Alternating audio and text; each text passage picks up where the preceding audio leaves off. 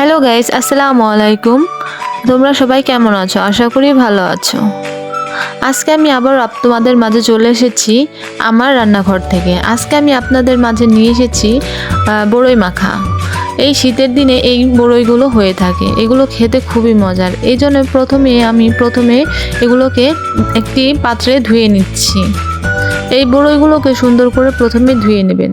তারপরে কিছু কাঁচামরিচ নিয়ে নিয়েছি। এখানে কাঁচামরিচগুলোকে আমি ভালো মতো ধুয়ে নেব।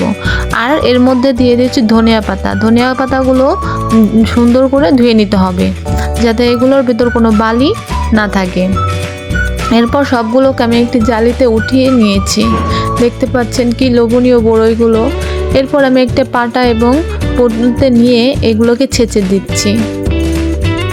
এইভাবে আপনারা এটাকে ছেঁচে নেবেন। আমি ছেঁচতে যে বড়ইগুলো পড়ে যাচ্ছে। এভাবেই সবগুলো বড়ইকে ছেঁচে নেবেন।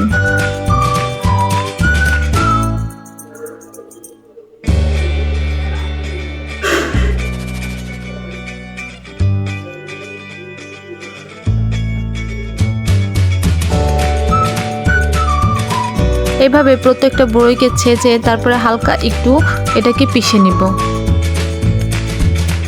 উপর দিয়ে হালকা একটু পিষে নিয়ে আমি আবার এটাকে একটা পাত্রে উঠিয়ে নিচ্ছি। তারপরে আমি সজনে পাতা, কাঁচামরিচ এবং লবণ দিয়ে এটাকে কিছুক্ষণ পিষে নিব। এই যে আমার বেটে নেওয়া হয়ে গেছে। এরপর আমি বড়ির মধ্যে কিছুটা উঠিয়ে মাখিয়ে দিচ্ছি। এরপর আমি পাটাতে এই বড়ইগুলোকে আবারও নিয়ে নিচ্ছি।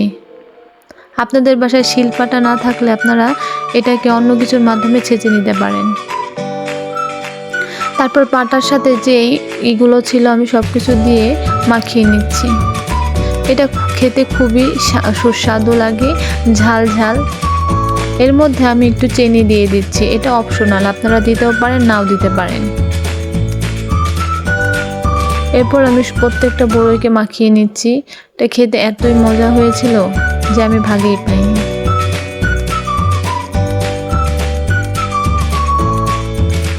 এটা আমার বড়ির ফাইনাল লুক। আজকের মতো আসি। আসসালামু আলাইকুম।